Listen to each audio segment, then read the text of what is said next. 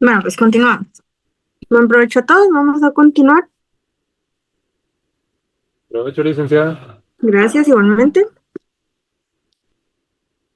Bueno, los documentos que les envié es sobre el tema que vamos a tratar en lo que resta de la clase. Y es del famoso control de convencionalidad. Algunos ya lo han escuchado, otros ya han tenido la oportunidad de leer sobre el tema, otros ya lo vieron en clase. Pero es un tema muy importante que tenemos que abarcar también en el derecho constitucional para fines del voluntariado. ¿Ven mi pantalla? Sí, licenciada. Sí, gracias. Ok.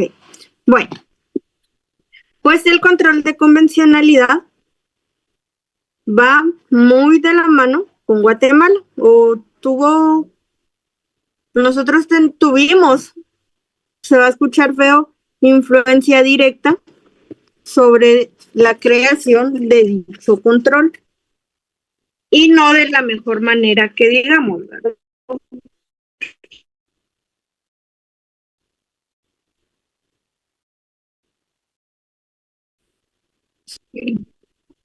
Ok, acá estamos. Bueno, leyeron el caso de Mirna Mac versus Guatemala. Mirna Chan versus Guatemala.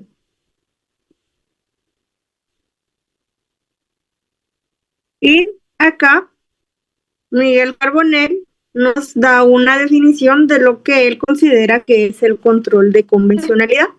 Y nos indica que el control de convencionalidad es consecuencia directa del deber de los estados de tomar todas las medidas que sean necesarias para que los tratados internacionales que han firmado se apliquen cabalmente.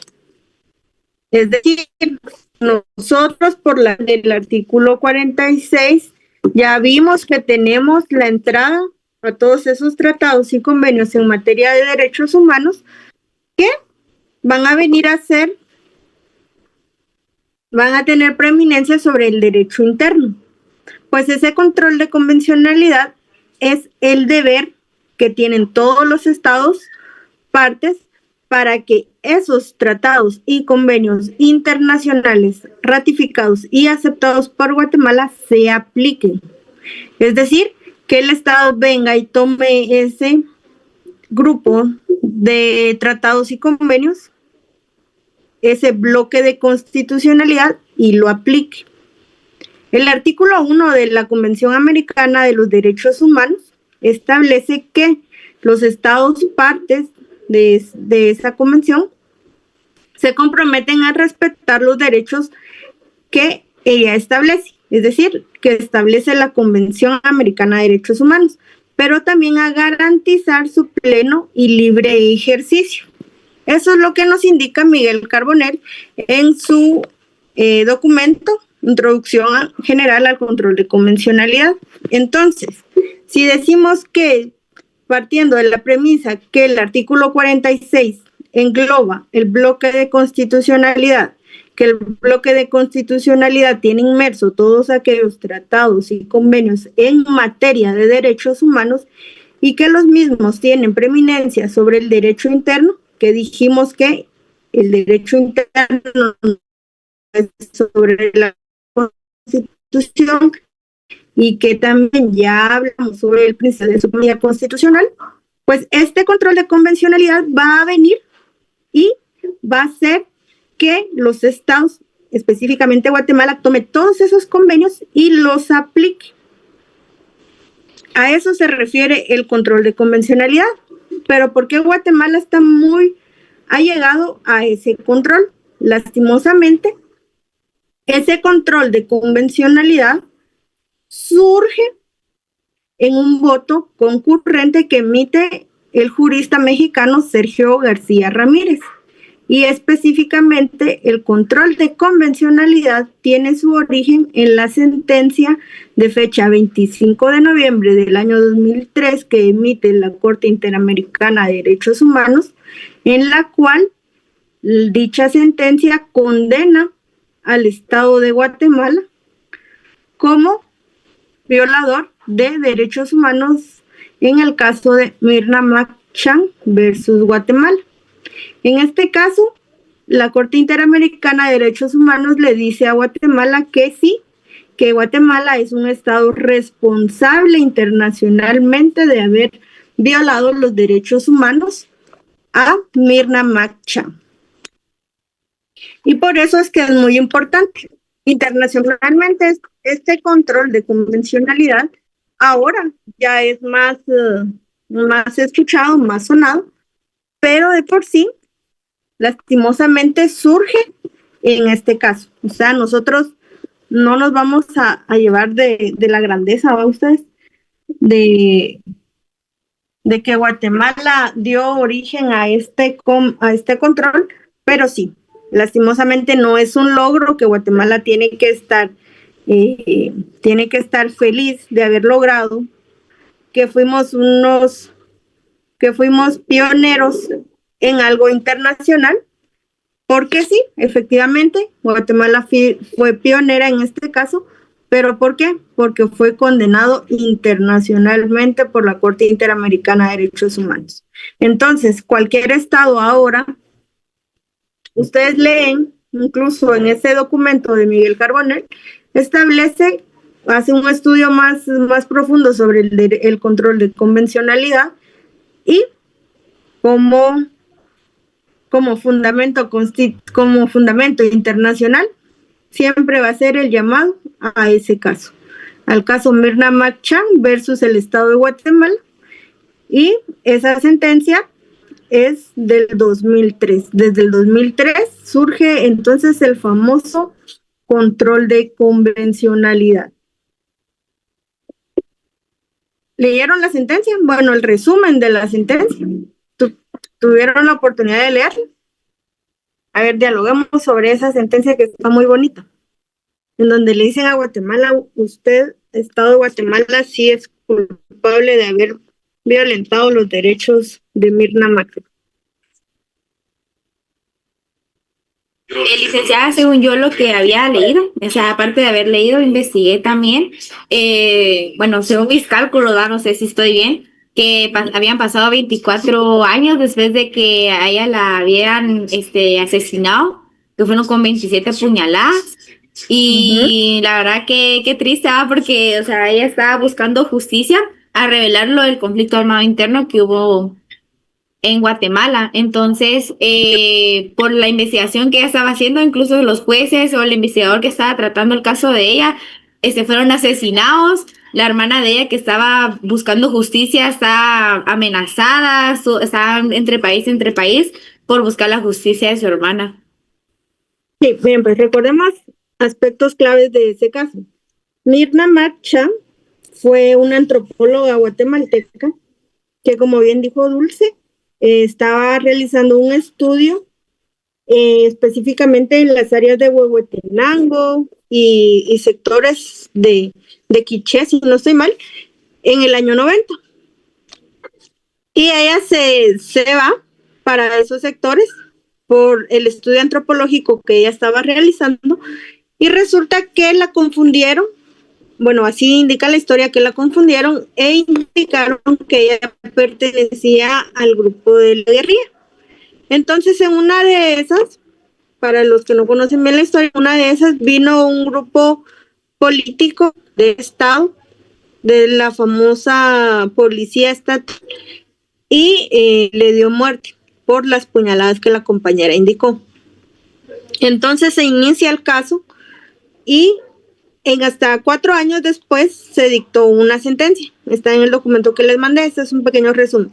Se dictó una sentencia y efectivamente, supuestamente sí fue condenatoria en contra de uno de los autores materiales, que era una personalidad alta del ejército, que específicamente Jesús Beteta Álvarez, y lo condenaron a 30 años de prisión.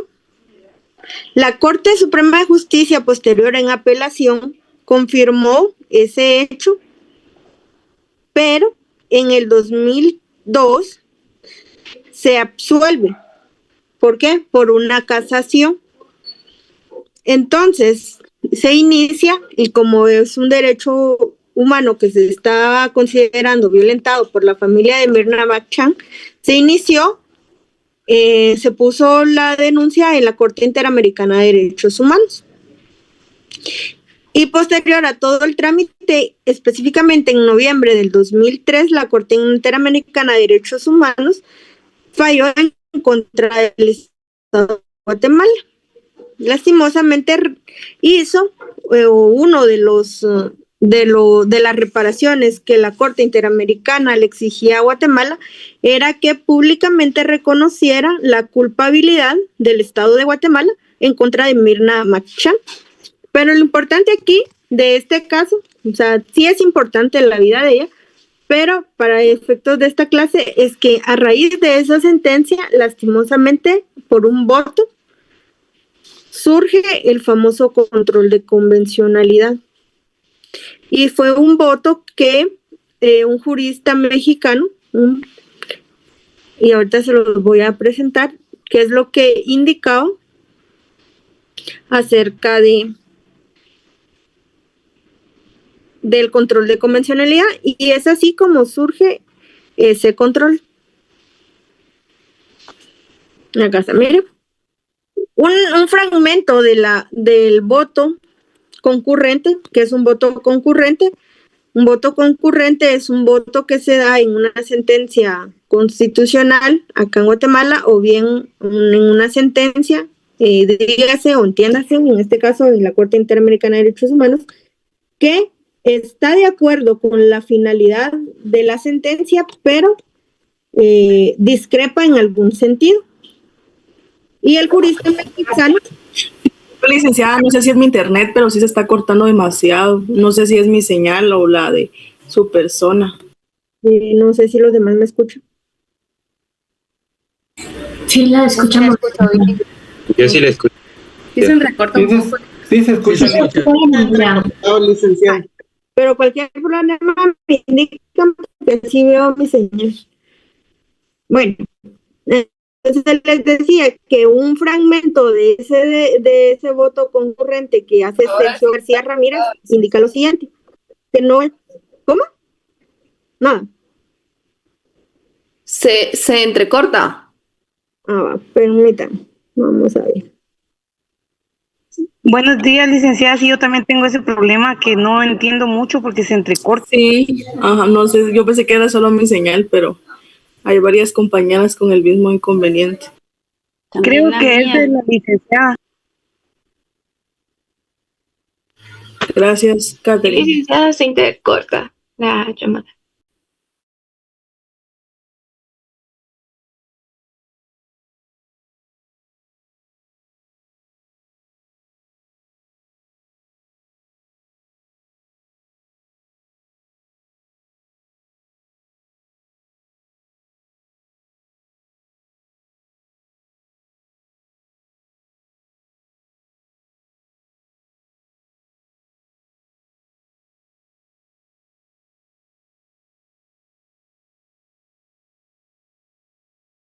Bueno, ahora ya.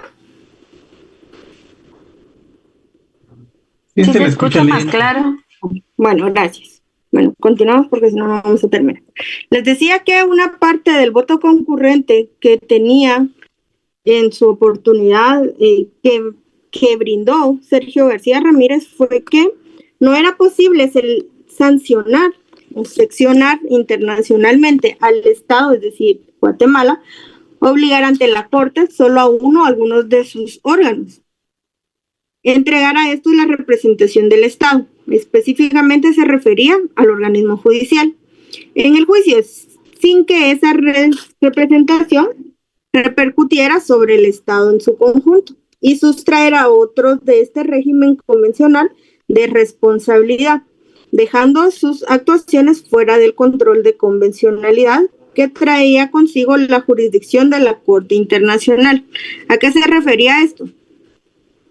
Pues se refería que no era posible, o en otras palabras, lo voy a parafrasear, que no es posible que únicamente se limite a un ente de justicia del Estado a acatar ese control de convencionalidad, o sea, esas obligaciones, sino que se debía de asumir por todas las entidades públicas centralizadas o descentralizadas de cualquier estado.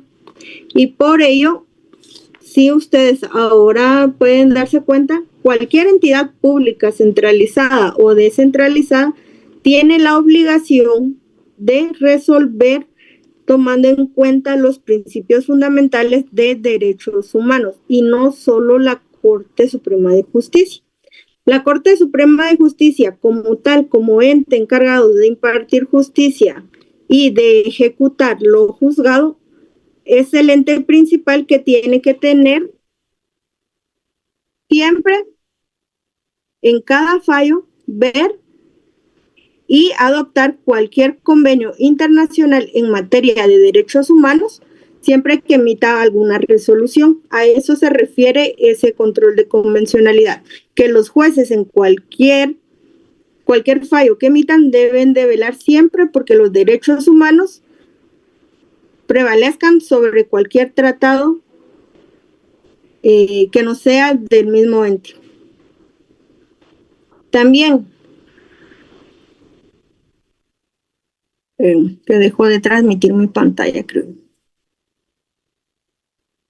Acá estamos. Ok. Entonces les decía, en el caso de Mirna Mac, es muy sonado internacionalmente, lastimosamente, no por algo bueno, sino que porque derivado de esa sentencia surge el control de convencionalidad. El 19 de junio del año 2001, la Comisión Interamericana de Derechos Humanos sometió a la Corte la demanda del Estado de Guatemala en contra del Estado de Guatemala. ¿Qué quiere decir esto? Que si alguna persona va a la Corte Interamericana de Derechos Humanos, no precisamente tiene que iniciar su demanda en la Corte, sino que inicia en la comisión. La comisión evalúa si se le da trámite o no alguna demanda en contra del Estado, y si se le da trámite ya hace una investigación correspondiente, pasa el informe y ya admitida a trámite esa demanda ya la conoce la Corte Interamericana de Derechos Humanos. Entonces, esa demanda sí le dieron trámite por la comisión del delito en 1990, es decir, 13 años después de que falleciera Mirna Mac Chan, la Corte le da trámite a la demanda. La comisión presentó la demanda ¿con base en qué? Con base en el artículo 51 de la Comisión Interamericana de Derechos Humanos, y los derechos humanos que se consideraban vulnerados o violentados en esa demanda era el derecho a la vida, las garantías judiciales, la obligación de respetar los derechos y tanto de la agraviada que fue Mirna Mac y de sus familiares. ¿Por qué? Porque se alegaba que, si bien es cierto, en Guatemala había una sentencia condenatoria, no se hicieron todos los esfuerzos correspondientes para investigar a su totalidad ese caso. Entonces, al finalizar la investigación, la comisión presentó su investigación final y sí se dedujo que hubo cierta negligencia en la investigación de ese caso y por ende declaró a Guatemala, al Estado de Guatemala, culpable internacionalmente por haber violentado los derechos de Mirna Mac.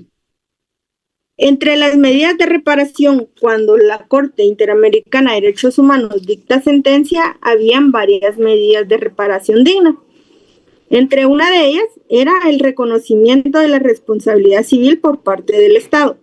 Ese reconocimiento se tenía que hacer un acto público, en el cual, si ustedes pueden ingresar a la página de la Fundación de Mirna Mac, van a ver fotografías de cómo se realizó ese acto público. Se realizó un acto público en el Palacio Nacional, específicamente en el área en donde se encuentran las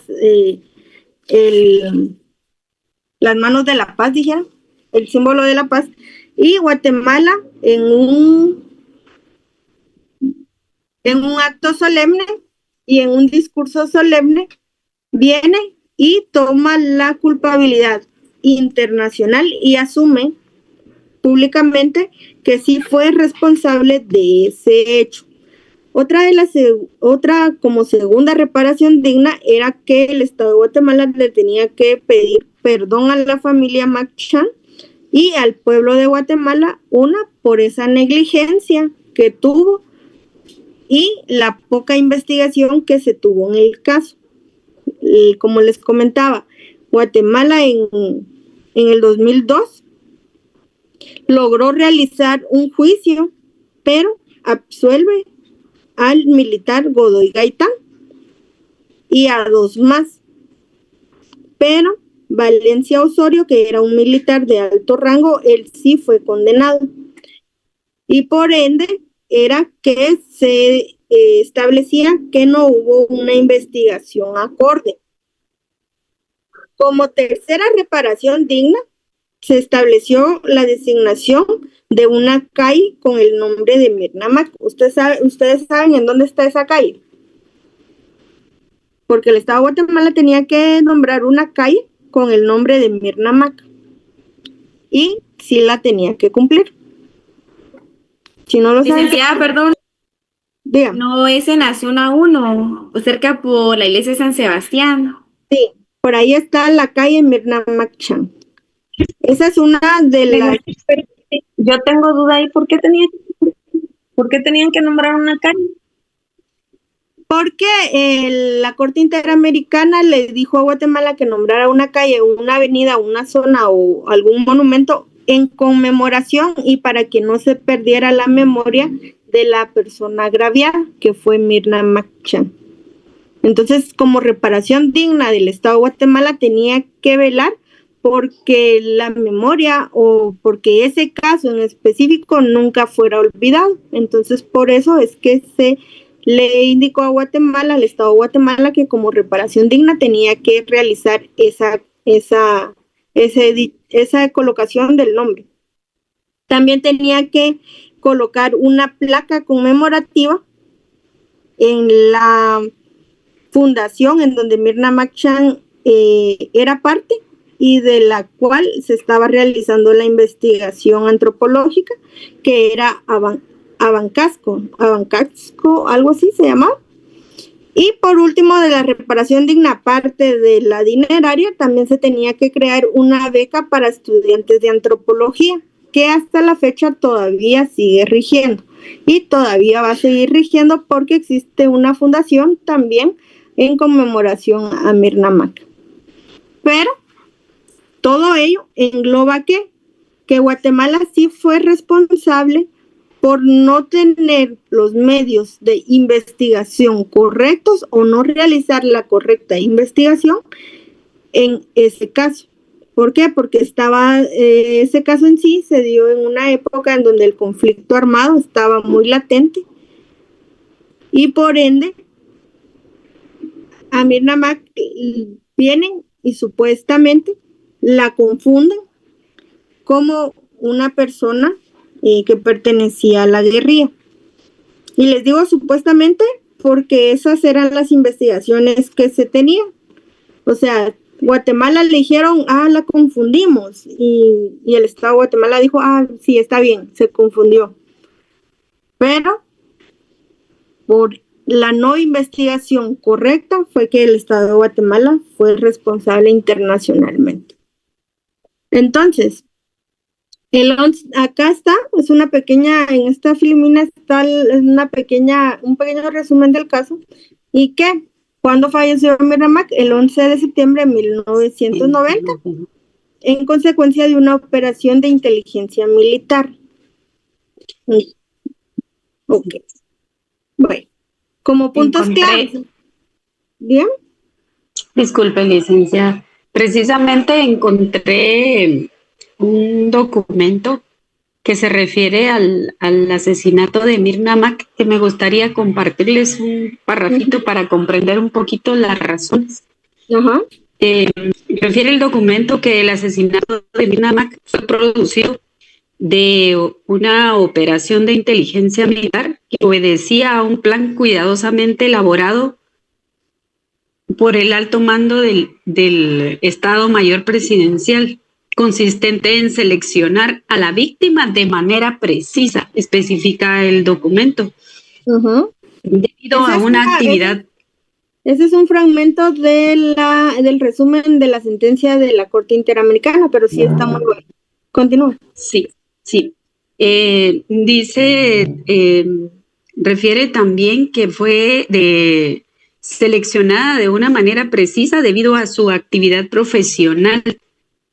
Asesinarla brutalmente y encubrir a los autores tanto materiales como intelectuales del asesinato. Entorpecer la investigación judicial que conllevaba su asesinato, obviamente, en la medida de lo posible, el crimen inmerso en la impunidad. Lo que sucede aquí en el contexto social y político, dice que se produjo el crimen, es especialmente relevante para entender sus causas, entender el contexto social y político. Entonces ocurrió hacia el final del conflicto armado interno, la matanza indiscriminada de los 80 había empezado a disminuir. Leía también aquí, porque no me quiero extender tanto esto, que ella se fue a hacer trabajo de campo, una investigación de campo, y empezó a interrogar tanto a los desplazados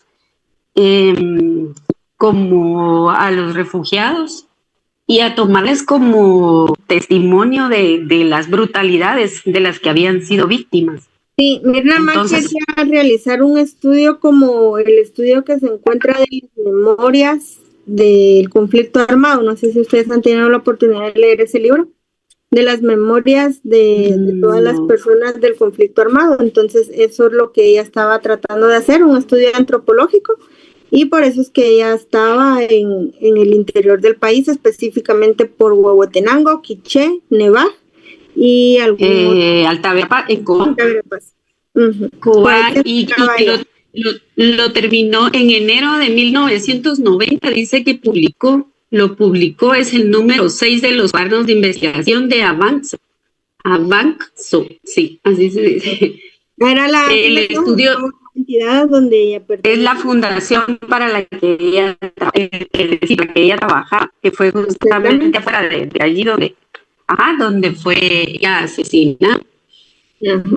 Pero, o sea, como les decía, este es un caso muy, muy importante, no solo para Guatemala, porque sí se le condenó internacionalmente como violador de los derechos humanos, sino que a raíz de este caso surge el control de convencionalidad. Y el control de convencionalidad, les repito, es ese control en el cual le obliga a todas las entidades públicas centralizadas y descentralizadas, y no solo al ente encargado de impartir justicia, que es el organismo judicial, de que respeten y en cualquier fallo que se emita se tomen en cuenta todos aquellos tratados y convenios internacionales en materia de derechos humanos, que, como ya establecimos, según el artículo 46, tienen preeminencia sobre el derecho interno. A eso específicamente se refiere el control de convencionalidad, que siempre en cualquier fallo de la entidad pública, ya sea centralizada o descentralizada, y no únicamente solo los jueces, se tienen que tomar en cuenta todos esos derechos para emitir un fallo acorde a la realidad social.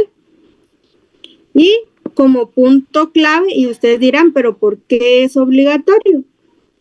Como un punto clave, Guatemala es parte de la Convención Americana sobre los Derechos Humanos desde el 25 de mayo de 1978 y reconoce la competencia de la Corte Interamericana de Derechos Humanos el 9 de marzo de 1987. Entonces, al momento que Guatemala, acepta la Convención Americana de Derechos Humanos y otra, reconoció la competencia de la Corte Interamericana de Derechos Humanos, está obligada a acatar todos los fallos que la referida Corte emite. Y uno de esos fallos fue el fallo condenatorio que la Corte Interamericana de Derechos Humanos le da a Guatemala y le dice a Guatemala: usted como Estado es responsable de la vulneración de los derechos humanos de Mirna Mac, y por ende de ahora en adelante tiene que, una, cumplir con todas las reparaciones que le estableció, y otra, velar. ¿Por qué? Porque todos sus fallos o de ahora en adelante todas las decisiones de Estado estén encaminadas en cuanto no solo al derecho interno, sino de velar por el derecho internacional. Y no solo podemos agregar el artículo 44, sino también podemos, el artículo 46, sino también ahí podemos agregar el artículo 44. Lea el artículo 44, Mara, por favor.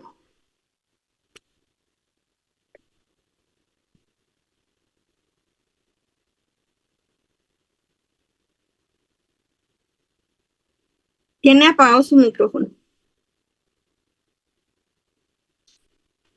Ay, sí. Los derechos inherentes al artículo 44, derechos inherentes a la persona humana. Los derechos y garantías que otorga la Constitución no excluyen otros que, aunque no figuren expresamente en ella, son inherentes a la persona humana. El interés social prevalece sobre el interés particular. Serán nulas ipso iure las leyes y disposiciones gubernativas de cualquier otro orden que disminuyan, restrinjan o tergiversen los derechos que la Constitución garantiza. Ok. Como les decía, les va a parecer algo repetitivo, pero les aseguro que ya no se les va a olvidar. El artículo 46 engloba principio de supremacía constitucional, engloba el bloque de constitucionalidad, y también podemos indicar que el artículo 46 va a englobar el control de convencionalidad. Miren, un pequeño artículo tiene 3 grandes premisas: supremacía constitucional, bloque de constitucionalidad, y ahora le podemos añadir el control de convencionalidad.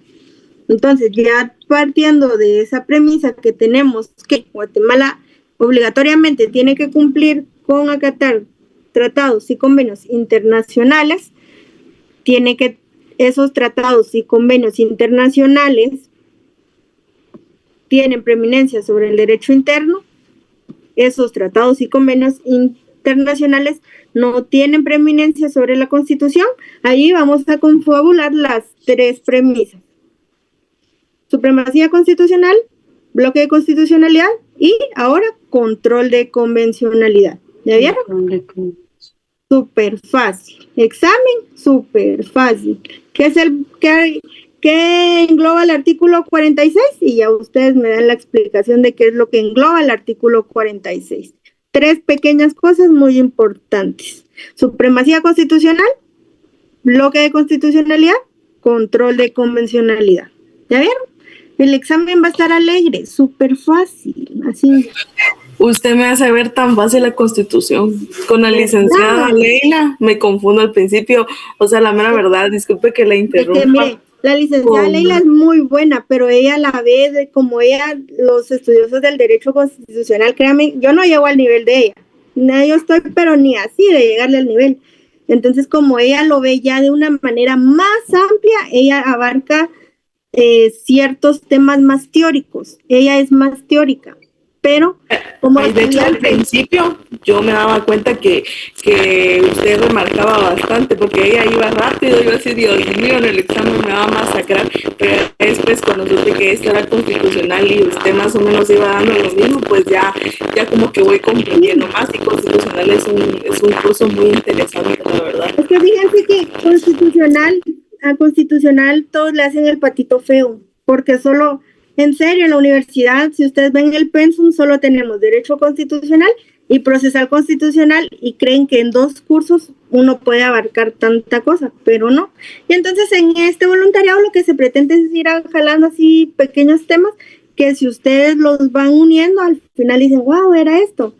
Cosa que pues es para complementar el estudio sobre el derecho constitucional, que es muy bonito. Por eso les preguntaba yo el primer día de clase o el segundo, no recuerdo. Créanme que yo en mi vida, de mi vida estudiantil, ni los pocos años que llevo de docencia, Yo pregunto, ¿quién quiere ser constitucionalista? Y nadie me levanta la mano, ustedes, de verdad, porque a nadie le gusta. Yo salí yo diciendo que iba a ser penalista y ni siquiera me dedico a penal, pues, pero es una idea arraigada. Dígame, Brenda. Hola, Lick, perdone, ¿podría repetir lo que dijo del artículo 46? Con gusto, Brenda. Miren, pues el Gracias. artículo 46, les decía que es un artículo pequeñito de pocas líneas, pero engloba 3 cosas muy importantes, o podemos englobar esas 3 cosas muy importantes. Uno, el principio de supremacía constitucional, que nada es sobre la Constitución, ni siquiera tratados ni convenios en materia de derechos humanos. Otra, el bloque de constitucionalidad, que son esos tratados y convenios en materia de derechos humanos. Y ahora también podemos establecer el control de convencionalidad, que es, en otras palabras, la obligatoriedad que tienen los estados para acatar en todos sus fallos esos tratados y convenios en materia de derechos humanos. Gracias, Lick. Ok, bueno, si no hay algún otro comentario, duda, sugerencia, vamos a terminar con un pequeño resumen sobre el control de convencionalidad. Si tienen alguna duda, por favor me indican, porque sí necesito que quede claro el control de convencionalidad, así como yo sé que ya quedó claro el bloque de constitucionalidad y el principio de supremacía constitucional. Vamos a ver.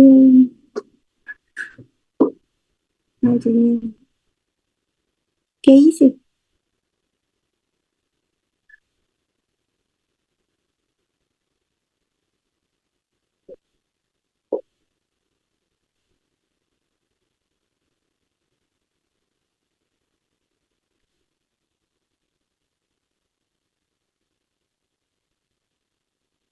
Bueno, acá estamos. Y miren qué bonito esto. Acá está, miren, resumido todo lo que hablamos. El control de convencionalidad. ¿Qué es el control de convencionalidad? Es la obligación de todas las autoridades del Estado a verificar que las normas internas apliquen o ejecuten o sean compatibles con la Convención Americana de los Derechos Humanos y otros tratados internacionales, así como la jurisprudencia de la Corte Interamericana de Derechos Humanos. Lo de la jurisprudencia se lo agregué, pero ahí hay un pequeño debate. Hablando de la doctora Leila Lemus, ella en un congreso que se realizó a principios de este año, el año pasado, si no estoy mal, sobre derecho constitucional, ella exponía en su discurso de apertura del Congreso que Guatemala no está obligada a acatar la jurisprudencia de la Corte Interamericana de Derechos Humanos, sino que únicamente los fallos. Ese fue el discurso de apertura. Les invito a que lo escuchen. Si no lo han escuchado, está en YouTube. Muy bueno. Se los dejo a colación. No nos vamos a meter a esta discusión porque tendríamos que discutir si la jurisprudencia de la Corte es o no obligatoria y todo lo demás. Pero ella establecía que no es obligatorio. Se los agregué aquí únicamente como dato interesante. También el control de convencionalidad es una herramienta jurídica que consiste en confrontar las normas, es una confrontación, por eso les decía, normas y prácticas internas con la Convención Americana de Derechos Humanos. ¿Por qué con la Convención? Porque es la que es el instrumento internacional que más nos abarca sobre los derechos humanos, pero también hay otros tratados de derechos humanos, como les decía, Convención Internacional de los Derechos del Niño, las convenciones sobre los derechos de la mujer, entiéndase Belén do Pará y todos los demás. ¿Cuál es el marco jurídico del control de convencionalidad? Fundamento jurídico. Podemos englobarlo en la Constitución Política de la República de Guatemala, artículo 46. También el bloque de constitucionalidad, que ya se los mencioné. El fundamento legal podríamos tomar el artículo 44 y 46 de la Constitución. Y la jurisprudencia, aquí les agregué la jurisprudencia de la Corte de Constitucionalidad, que ha reconocido en varios fallos la obligación de acatar ese control de convencionalidad. Si ustedes son bien curiosos ya leyeron o ya se fueron a la Constitución comentada que les compartí. Y si no, si la tienen por ahí, vámonos a la Constitución comentada. Se las pasé en el archivo, no me van a decir que no. Y vámonos y busquemos el artículo 46 de la Constitución comentada.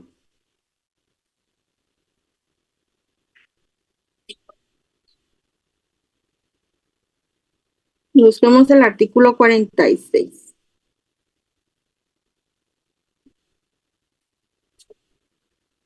Vamos a encontrar.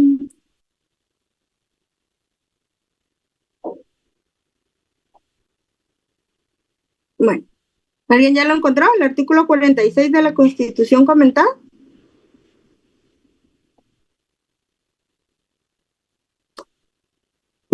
Marco, ¿está por ahí? ¿Ya encontró el artículo 46? Sí, licenciada. Va, léame la primera sentencia. Hay 3 sentencias aquí que la Corte de Constitucionalidad nos ha establecido conforme a la jurisprudencia y el control de convencionalidad. Lea donde indica la interpretación jurídica. La interpretación jurídica en un Estado constitucional de derecho debe realizarse de forma sistemática, teniendo presente la necesaria sujeción del orden jurídico interno a los preceptos de la Constitución, lo que implica que tanto los órganos del Estado como los particulares o gobernados están obligados a interpretar las normas jurídicas en coherencia con los principios y postulados que emanan de la ley fundamental y del resto de normas que conforman el bloque de constitucionalidad. Al referirnos al bloque de constitucionalidad, se hace referencia a aquellas normas y principios que, aunque no forman parte del texto formal de la Constitución, han sido integrados por otras vías y sirven como medidas de control de constitucionalidad de los preceptos normativos y de los actos de autoridad. Su función esencial es la de servir como herramienta de recepción del derecho internacional, garantizando la coherencia de la legislación interna con los compromisos exteriores del Estado y al mismo tiempo de complemento para la garantía de los derechos humanos en el país. Ok. Marco, lea la segunda sentencia.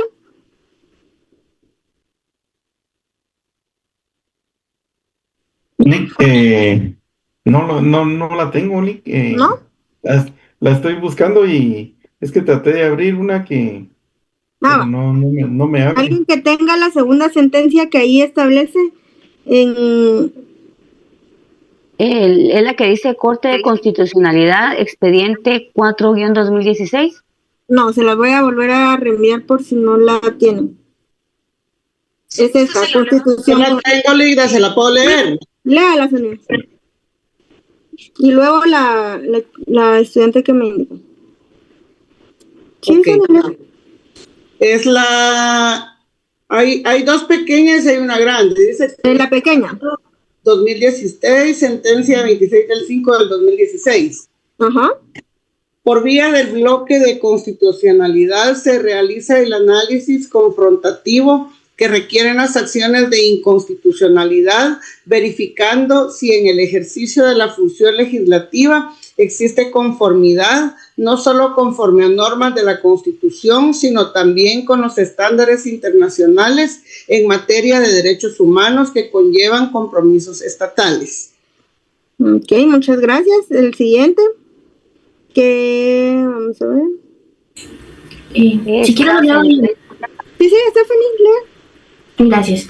Dice con fundamento en las consideraciones expresadas en el fallo de mérito y con base en los mandatos recogidos en los artículos 44, 46 y 149 de la Constitución, la Convención Americana sobre Derechos Humanos y el Pacto Internacional de Derechos Civiles y Políticos, instrumentos internacionales en materia de derechos humanos de los que el Estado de Guatemala es parte, conforman el bloque de constitucionalidad, sirviendo de parámetros para ejercer el control constitucional pretendido. Ok. Alguien me estaba hablando y no pude ver quién era. Creo que era Isabel, lea. Que dice sentencia 13. Sí. ¿Perdón? Continúen. Expediente 1732-2014, sentencia de 13 de agosto del 2015.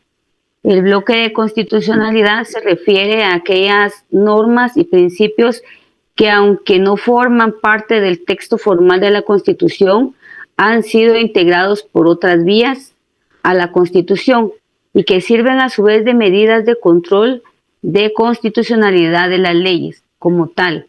Su función esencial es la de valerse como herramienta de recepción del derecho internacional, garantizando la coherencia de la legislación interna con los compromisos exteriores del Estado y al mismo tiempo servir de complemento para la garantía de los derechos humanos en el país. Por vía de los artículos 44 y 46 citados, se incorpora la figura del bloque de constitucionalidad como un conjunto de normas internacionales referidas a derechos inherentes a la persona, incluyendo todas aquellas libertades y facultades que aunque no figuren en su texto formal, respondan directamente al concepto de dignidad de la persona. Pues el derecho, por ser dinámico, tiene reglas y principios que están evolucionando y cuya integración con esta figura permite su interpretación como derechos propios del ser humano. El alcance... Ahí dejémosla, muchas gracias. Muy bien, está bien. Y la otra chica que me estaba hablando, disculpen, no vi quién era, nuevamente.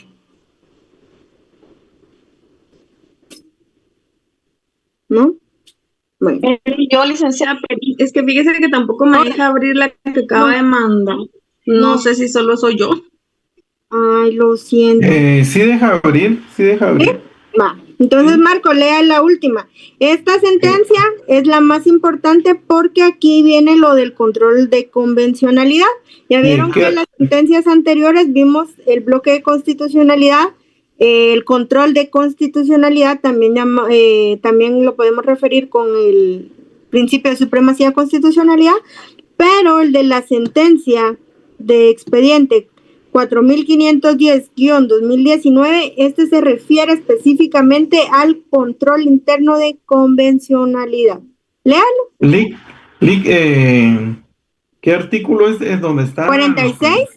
46 hasta el último párrafo, hasta la última sentencia. En el 46. Donde indica los responsables de ejercer. Ok, ahorita se lo leo. Dice, los responsables de ejercer la potestad jurisdiccional deben de tener presente que aún cuando no actúen en calidad de tribunal de amparo, tienen el deber de atender lo perceptuado en los artículos 44 y 46 constitucionales y en conexión con ello observar el contenido de los tratados internacionales en materia de derechos humanos que serán aplicables a los casos sometidos a su juzgamiento, así como jurisprudencia emanada por la Corte Interamericana de Derechos Humanos, control interno de convencionalidad, Corte de Constitucionalidad, expediente 4510-2019, sentencia 13 de mayo del año 2021. Bueno, en esta sentencia, ya ven, se resume todo lo que les he venido hablando del control de convencionalidad. ¿Ya vieron? La Corte en estas sentencias que acá nos indican en las notas, abarcan las tres cosas. Control de convencionalidad, bloque de constitucionalidad y supremacía constitucional. Y ya para terminar, vamos a ver, sigamos con el pequeño resumen. Aquí está. 1, 2, 3. Ok, aquí está. Tratados internacionales y la jurisprudencia también lo establece esa sentencia. ¿Quiénes deben realizarlo? Les decía, órganos del Estado, jueces y tribunales, autoridades administrativas y servidores públicos. Todos en el ámbito de su competencia deben de ejercer ese control de convencionalidad. ¿Cómo aplicamos ese control de convencionalidad? Pues identificamos una norma interna aplicable al caso. Por ejemplo, derecho a la salud, digamos. Esa es la norma interna aplicable a nuestro caso. compararla con la Convención Americana y otros tratados y también jurisprudencia interamericana. Por ejemplo, nos vamos a la Convención Interamericana sobre Derechos Humanos y establecemos que hay un artículo en donde también nos establece que tenemos derecho a la salud, todos como un derecho universal. ¿Existe compatibilidad entre la norma interna y la norma internacional? Sí existe. No hay ninguna convención, no hay ningún tratado, no hay nada internacionalmente que nos restrinja el derecho a la salud. Entonces sí, hay una compatibilidad entre la aplicación de la norma interna, entiéndase la Constitución Política de la República, y los tratados y convenios en materia de derechos humanos. Si existe compatibilidad, aplica la norma internacional que más le favorece a la persona o deja de aplicar la norma interna. Entiéndase, en una norma interna puede ser algún reglamento del ICS, algún reglamento o alguna ley o reglamento del Ministerio de Salud que nos restrinja algún derecho, pero que internacionalmente ese derecho no puede ser restringido. Entonces, ¿cuál tomamos? Derecho internacional. Acá está. ¿Cuál es la finalidad del control de convencionalidad? Garantizar la protección efectiva de los derechos humanos. ¿Qué derechos humanos? Ya vimos los de primera, segunda, tercera generación y algunos autores de la cuarta generación. Es para cumplir las obligaciones internacionales, en este caso el Estado de Guatemala. ¿Cuáles son los efectos del control de convencionalidad? Fortalecer la protección de los derechos humanos consagrados no solo en la Constitución, sino en tratados y convenios que Guatemala ha ratificado. Evitar la aplicación de normas contrarias a la Convención, pero también contrarias a la Constitución. Promover la armonía entre el derecho interno y el derecho internacional. O sea, que Guatemala cumpla con esas obligaciones a favor de todos los habitantes. Y contribuye a prevenir la responsabilidad internacional del Estado, como en el caso de Mirna Mac versus Guatemala, que Guatemala fue condenado a las reparaciones tanto económicas como las reparaciones dignas por ser encontrado culpable de responsabilidad internacional. Base jurisprudencial relevante, Corte Interamericana de Derechos Humanos. ¿En qué otros casos la Corte ha venido y ha llevado ese control de convencionalidad que surge del caso Mirna Mac y los ha aplicado a otros fallos? Entre ellos, el caso Almonacid Avellano versus Chile, también en el caso de Germán versus Uruguay, y aquí en Guatemala específicamente, si ustedes quieren tener sentencias o jurisprudencia cuando a ustedes les toque hacer alguna investigación o para mayor sostenibilidad de algún trabajo, pueden citar la sentencia 1411-2010 en el expediente, en sentencia dictada de fecha 19 de julio del 2011, o también la que está en esa Constitución en el expediente 4785-2010, y la sentencia dictada o emitida con fecha 21 de noviembre del 2002.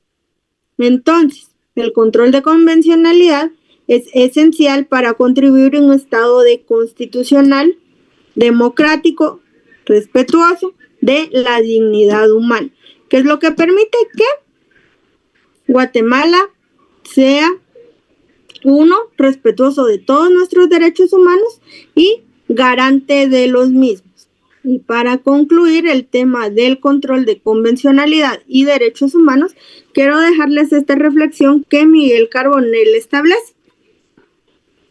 Miguel Carbonell establece sobre el control de convencionalidad que las fronteras entre un derecho nacional y un derecho internacional son cada vez más borrosas que nunca, y por eso es que los abogados deben estar listos para utilizarlas en sus razonamientos, tanto normas internas como normas internacionales. ¿Qué quiere decir? Yo lo interpreto así. No solo las entidades públicas centralizadas o descentralizadas o el ente encargado de la justicia, entiéndase abogados o cortes, jueces o cortes, sino que nosotros como abogados, ustedes como abogados en formación y en pronto ejercicio, también tienen que estar inmersos y tener el conocimiento de esos derechos nacionales como las normas internas y las normas internacionales. ¿Para qué? Para que si ustedes ven que Guatemala no está cumpliendo a cabalidad cualquier norma internacional, ustedes sean capaces de venir y irse inclusive hasta la Corte Interamericana de Derechos Humanos y reclamar la justa aplicación de los derechos humanos. ¿Por qué? Porque Guatemala es parte y ha reconocido la jurisdicción de la Corte. Acá también nos expone que el control de convencionalidad es obligatorio y que por tanto los operadores jurídicos deben conocer a fondo la jurisprudencia de la Corte. Entonces les dejo ahí como reflexión lo que Miguel Carbonell establece sobre el control de convencionalidad, que no solo es obligación de los juristas encargados de impartir justicia, sino de nosotros como abogados de también conocer. Y con esto concluimos el tema de hoy, que fue el control de convencionalidad. ¿Alguna duda, consulta, sugerencia, tema? Licenciada, una consulta. Digamos. No sé si va a volver a pasar otra vez la asistencia. 11:30 la paso. Sí, gracias. ¿Alguien más? ¿No? Todo claro como el agua. Ahora ya podemos tener una charla muy amplia sobre el control de convencionalidad, bloque de constitucionalidad, principio de supremacía constitucional. Sí, ¿verdad? Y de paso, conocimos la Constitución de los derechos de primera, segunda y tercera generación, que si ustedes no habían leído la Constitución, el día de hoy hicieron un ejercicio práctico que ya tenemos leída toda qué parte de la Constitución. Dogmática. Gracias, la parte dogmática. A ver, David Pérez, dígame. Sí, buenos días, licenciada. Conforme ahorita que, bueno, volvió a hablar de las generaciones de los artículos de la Constitución, y usted mencionaba que la cuarta generación, que algunos autores mencionan que podrían ser derechos ya como que más tirando la informática, por decirlo de alguna manera.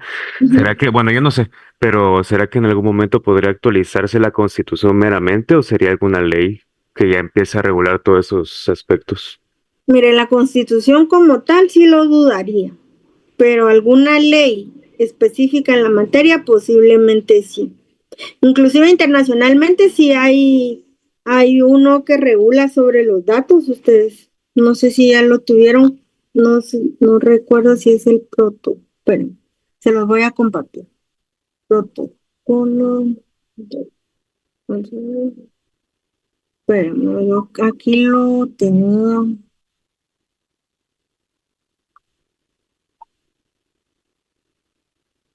Porque sí lo pueden utilizar ustedes como fundamentos para esa cuarta generación.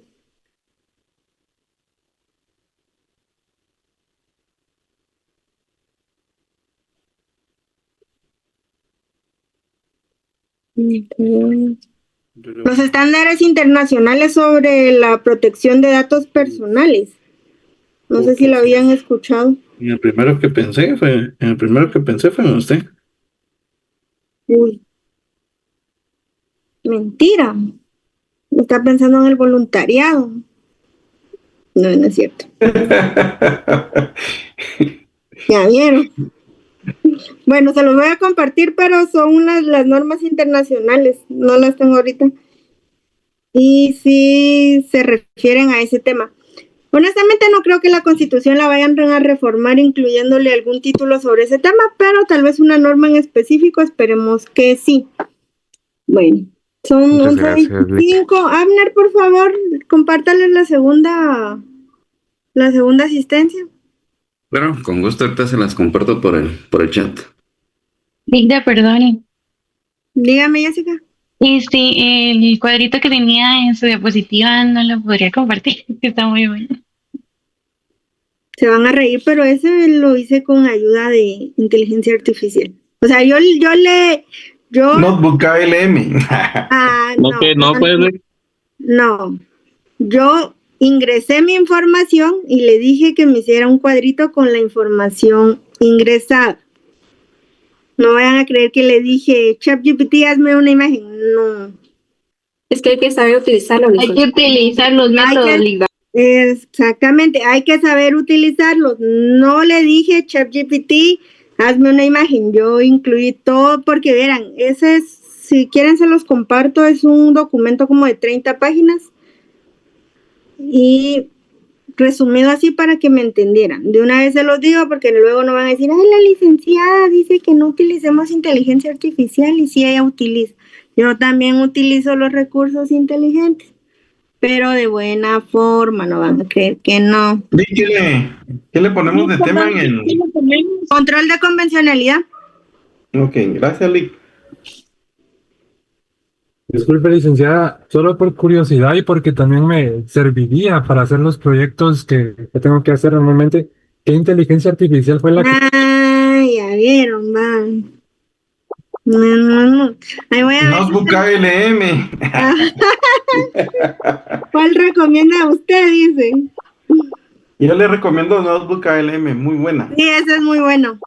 Pero hay inteligencias, como yo les decía, que les sirven, ustedes ingresen la información que ustedes quieren, o sea, en el resumen, y solo, por ejemplo, hacer una imagen con eso, con esa información que ustedes ingresaron, porque si se dieron cuenta, todo el resumen que está ahí, yo se los hablé antes de mostrarles ese resumen.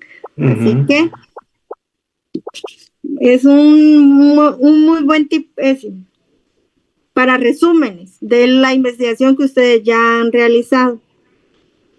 Por eso les digo, yo sí sé diferenciar cuando los trabajos vienen por inteligencia artificial, porque hay una inteligencia artificial, hay una IA que usted ingresa su documento y le dice que si otra IA lo realizó, así que muy difícil que me engañen.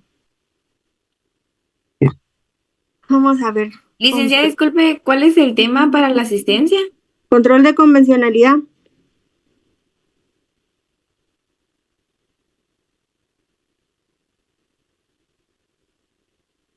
Acá está mi resumen de la clase del día de hoy. Licenciada, perdone, ahora soy yo la que no puede llenar asistencia. Tómenle captura si quieren, porque ahí está el resumen de toda la clase, de todo lo que hablé desde las 8 de la mañana hasta las 11:30, miren.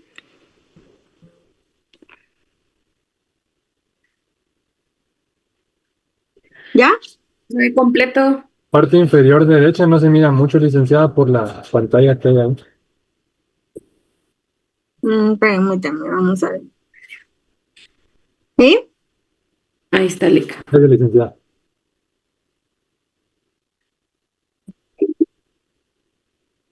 ¿Ya? Ya, Lick. Pero si no es del otro mundo, ya vieron que les expliqué todo eso, todo lo que les estuve hablando ahí como lorito, es lo que está ahí resumido. Bueno, ¿ya todos terminaron de llenar? Ya, Lick, gracias. Ya, Lick. ¿Le permitió? No, licenciada, dice que no se puede acceder a este sitio web y que ha tardado demasiado tiempo. Ábralo desde otra pestañita. Se lo voy a ver si lo puedo copiar y pegar. Ahí está. Ábralo desde otra pestañita.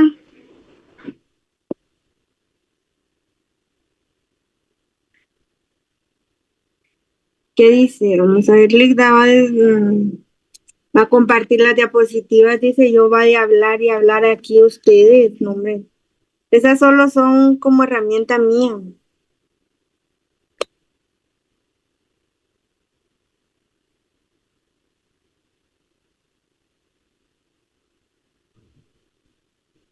Si el examen no va a venir del otro mundo, solo va a decir, explique el control de convencionalidad y ustedes ahí explican qué es el control de convencionalidad y ya. Licenciada, ¿y cuándo va a ser el examen? Mayo, fecha no tengo, pero es en mayo. Ya casi entonces. Casi. Ya tenemos por lo menos, bueno, lo que terminan de llenar la asistencia, platiquemos un ratito. El doctor Giovanni Salguero va a ser nuestro segundo orador de la conferencia del 31 de mayo. Vicky, eso al final no se sabe cómo, de qué modalidad será, ¿verdad? Fíjate que la coordinadora me dijo que ella está viendo que nos den el Paraninfo porque el MUSAC creo que definitivamente no lo van a dar, sería el Paraninfo. Y si no, pues virtual. No nos vamos a complicar la existencia. Y el doctor Giovanni Salguero nos va a hablar sobre los mecanismos procesales de la defensa de la Constitución. Entiéndase amparo, ¿qué más? Exhibición y la inconstitucionalidad. Creo que se va a basar más en la inconstitucionalidad porque su libro es muy bueno sobre ese tema de las omisiones.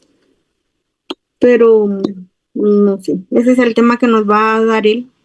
Mecanismos procesales de la defensa de la Constitución. Licenciada. ¿Quién me está hablando? Mara. Dígame, Mara. Ay, disculpe, solo como una cuestión es que nosotros tenemos programados exámenes finales a partir del 19 de mayo. ¿Y ahorita no están en finales, pues? No, estábamos en parciales, segundos parciales, terminamos el viernes. Y 19 empezamos los finales. Ajá, ¿y qué? No, disculpe que me atreva a meter mis manitas en su programación, pero pues para que lo tenga en consideración. Hombre, pero lo del 31 es una actividad, ya sea presencial, ese día no es como que vaya a haber clases, ese día solo van a ser ponencias que vamos a tener. Ah, no, pero yo le decía lo del para el examen parcial, sí. Ah, sí, no sé qué día va a hacer ustedes, porque, miren, yo sí espero que nos den el otro domingo, y si no, pues ya, esperemos en Dios que sí nos den el otro domingo, porque el 1 es viernes, creo. Sí. Entonces, ojalá que nos den sábado y domingo para descansar, y si no, pues no me han dicho nada. Se los ¿Nos confirma, vale? Sí, yo les confirmo. Dígame. Yo tengo una duda, es una duda, dudosa. El domingo creo que cae 10 de mayo, ese día vamos a tener clases. ¿Usted es mamá? Sí, yo soy mamá y como no sé si sé que mi mamita la tengo enferma, ¿verdad? Entonces a mí se me ha estado complicando mucho eso de las clases y todo. Entonces, pues obviamente no le vamos a poder hacer nada porque la verdad sí está muy mal, pero el detalle es por lo menos para ir con ella y estar con ella en la casa. Pues los hombres van a estar en clases, no es broma. No, yo creo que el 10 no, definitivamente no. Ah, bueno, muchas gracias. Espero yo, no sé, creo que no, definitivamente no lo van a dar. Es buena noticia y mala noticia, perdón. Sí, es buena y mala. Sí, lastimosamente. Pero el otro domingo sí les confirmo porque si no, imagínense, tuviéramos este domingo y el otro domingo sin clases. Entonces, no sé. No sé qué vayan a decir los de coordinación. Ligda, y este domingo que viene, ¿por qué no tenemos clases? ¿Cómo? Y este domingo que viene, ¿por qué no tenemos clases? Día del trabajo. Todos trabajamos, ustedes. Aunque sea viernes, el día del trabajo. Yo espero que lo corran para domingo. Ah, bueno. No, por mí encantada que nos den los 2 días. Pero no, la verdad no sé. Por eso les decía, no sé, creo que sí vamos a tener clases entonces. Pero el 10 definitivamente no, usted tranquila. Ok, gracias. Bueno. Y exámenes para principios de junio, licenciada. Y es que fíjense que, pero me voy a ver el calendario. Ay, por favor, nos ayudaría mucho. Sí, miren, pues les voy a compartir. Nosotros como voluntariado tenemos 4 módulos. Pero, vamos al calendario, mayo. Tenemos 4 módulos y nosotros ya avanzamos el primer módulo y vamos por la mitad del segundo módulo. Entonces sí vamos a buen paso. Entonces, pero imagínense, tenemos que junio, julio, agosto, septiembre, octubre, noviembre. 6 meses para finalizar los otros 2 módulos. Pero como junio y julio se cortan por la actividad que ustedes tienen del trabajo de campo, entonces ahí vamos a ver 30 de mayo, 30.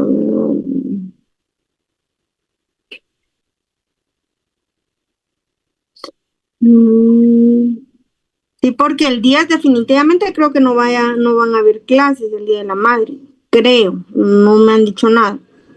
Entonces tendríamos clases 17 y 24, 31 es la actividad. Imagínense, solo 2 clases vamos a tener en mayo, 2 o 3. Y si nos vamos a junio, vamos a ver, junio.